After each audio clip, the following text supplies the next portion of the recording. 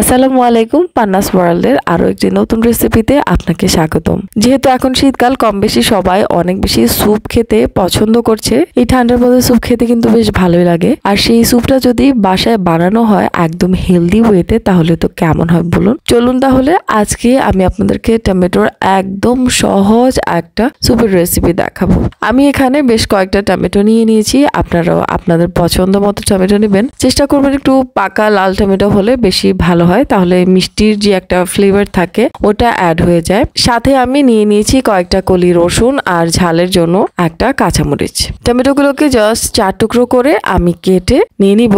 আর রসুনও আমি বেশি না, জাস্ট 1 টুকরো করে কেটে নিলাম। কাঁচামরিচকেও জাস্ট 1টা টুকরো করে নিয়ে নিয়েছি। সবগুলো একসাথে দিয়ে আমি একটু গরম পানি এখানে অ্যাড করব 1 কাপের মতো। আরো অ্যাড করে দেব স্বাদ মতো লবণ। সবকিছু একসাথে দিয়ে আমি চুলার উপরে তুলে দিলাম প্রায় 10 মিনিটের জন্য। টমেটো কিন্তু সেদ্ধ হতে খুব একটা সময় লাগবে না। সেদ্ধ হয়ে গেলে আমি একটু ঠান্ডা করে তারপর এটা ব্লেন্ড করে নেব। একটা ফাইন পিউরি পেয়ে যাব আমরা। এবার একটি পাত্রের মধ্যে আমি বাটার মেল্ট হতে রেখে দিব। বাটার প্রায় আমি 2 টেবিল চামচের মতো এখানে অ্যাড করে দিয়েছি। বাটার যখন মেল্ট হয়ে যাবে তখন এতে আমি অ্যাড করে দেব 2টা তেজপাতা, একটা ছোট টুকরা দারচিনি আর 2 পিস এলাচ। এই স্পাইসেস গুলো কিন্তু খুব ভালো একটা ফ্লেভার অ্যাড করবে এই স্যুপের মধ্যে। কিছুক্ষণ সটে করে নেওয়ার পর আমি এতে অ্যাড করে দেব ফাইনলি চপড রসুন। রসুনগুলোকে আমি আবারও সটে করে নিব।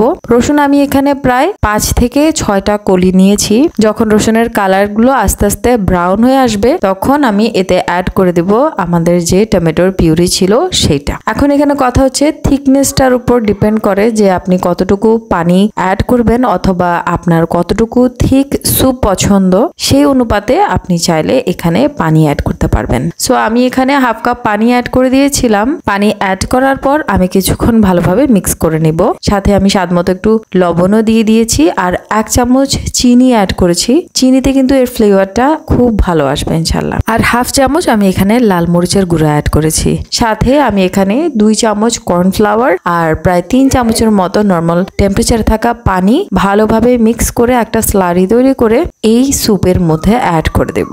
এতে কিন্তু থিকনেসটা চলে আসবে। সো আপনারা এই বিষয়টা মাথায় রাখবেন। ইনকেস যদি আপনার কাছে মনে হয় যে পানি অ্যাড করা প্রয়োজন, তাহলে কর্নফ্লাওয়ার অ্যাড করার আগেই পানি অ্যাড করে দেবেন। কারণ আপনি যখন কর্নফ্লাওয়ারের স্লারিটা অ্যাড করবেন তখন অলরেডি এমনিতেই আপনার স্যুপটা একটু থিক হয়ে যাবে। সো আগে থেকেই যদি আপনার পানির পরিমাণ কম থাকে স্যুপের মধ্যে, তাহলে দেখা যাবে একদম স্যুপটা স্যুপ না হয়ে মেবি সস হয়ে যাবে। অবশ্যই কনসিস্টেন্সিটা খেয়াল রাখবেন। এই যে আমাদের স্যুপ কিন্তু তৈরি হয়ে গেল। এখন হচ্ছে জাস্ট সার্ভের পালা। এই টমেটো স্যুপটা খাওয়ার একমাত্র সুযোগ হচ্ছে শীতকালে। কারণ হচ্ছে পরবর্তীতে আমাদের দেশে ফরমালিন যুক্ত যে টমেটো গুলা পাওয়া যায় সেগুলো আসলে খেয়ে শরীরে কোনো উপকার তো হবে না, বরং অপকারিতাই হবে। অবশ্যই চেষ্টা করবেন টমেটো সিজনে এই স্যুপটা খেতে। স্যুপের উপরে সামান্য ডিজাইন করে দিয়ে দিবেন হেভি ক্রিম, আর তৈরি হয়ে যাবে এই মজাদার টমেটো স্যুপ।